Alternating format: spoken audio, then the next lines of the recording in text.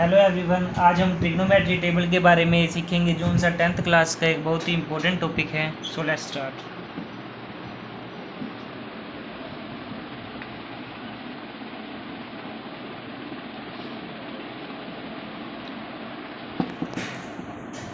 इसमें 6 तरह की वैल्यूज़ होती हैं। सबसे पहले आता है साइन, फिर आता है कोस, फिर आता है टेंजेंट, फिर आता है कोटेंजेंट, फिर आता है सीकेंट एंड लास्ट में आता है कोसेकेंट। इसमें 5 तरह के एंगल्स होते हैं। सबसे पहले आता है 0, फिर आता है 30, फिर आता है 45, फिर आता है 60 और सबसे लास्ट में आता है 90। इन सबसे ऊपर में हम डाल लेंगे पहले 0, 1, 2, 3, 4। अब इन सबको हम 4 से डिवाइड कर देंगे। इन सब के ऊपर हम डिग्रीज भी लगाएंगे, 0 degree, 30 degree, 45 degree, 60 and 90 degree. अब इन सबको 4 से डिवाइड करना है हमने। 1/4, 2/4, 3/4 एंड 4/4। इन सबको रूट करेंगे, रूट 3/4 एंड 4/4। 0/4 का रूट होता है, हम नीचे सोल्व करके देखते हैं इसको।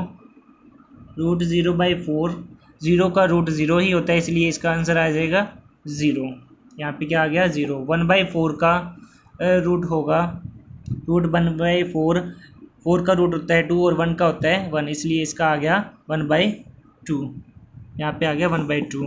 अब रूट 2/4 की वैल्यू होगी, 2 से 4 कट गया 2 पे। 1/2 का रूट होता है 1/√2। यहाँ पे अब हम लिखेंगे 1/√2। इसके बाद रूट 3/4 की वैल्यू हम फाइंड आउट करेंगे। रूट 3/4 का रूट 3 का रूट होता है √3 और 4 का होता है 2।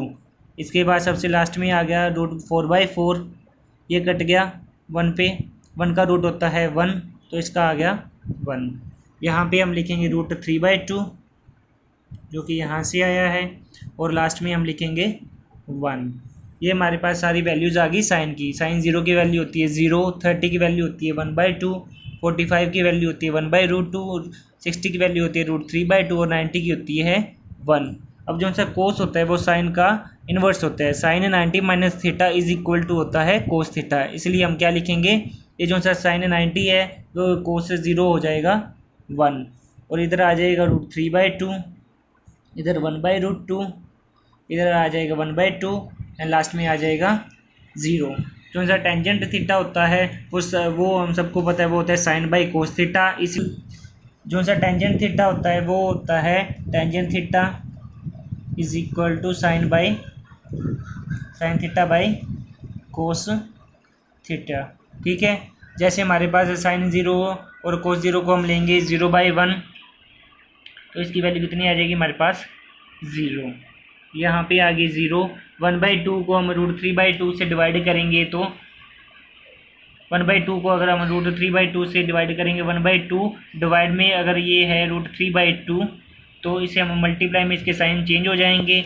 1/2 इंटू 2/√3, ये 2 से 2 कट गया और हमारे पास आ गया 1/√3।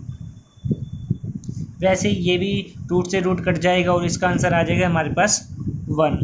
यहाँ पे 2 से 2 कट जाएगा और हमारे पास आंसर आ जाएगा √3। 1/0 को हम डिफाइन नहीं कर सकते, इसलिए हम इसको लिखते हैं नॉट डिफाइंड और इसको हम ब्रैकेट में इन्फिनिटी भी डाल सकते हैं। ठीक है, इसलिए इसकी वैल्यू आ जाएगी इन्फिनिटी। जो सा कोटेंजेंट होता है वो टेंजेंट का इन्वर्स होता है, इसलिए हम जो सी इन्फिनिटी वैल्यू है वो यहाँ पे आ जाएगी। इन्फिनिटी इधर आ गई, उसके बाद √3 आ गया, √3 के बाद 1 आ गया, 1 के बाद 1/√3 आ गया, लास्ट में आ गया 0। लास्ट में आ गया 0। जो सा सीकेंड होता है वो होता है कोस का इन्वर्स, इसलिए हम कोस का उल्टा लिखेंगे। 1 को हम ऐसे लिख सकते हैं 1/1 और इसका इन्वर्स भी हो जाएगा 1, इसलिए हमारे पास सेकेंड की वैल्यू आ गई 1।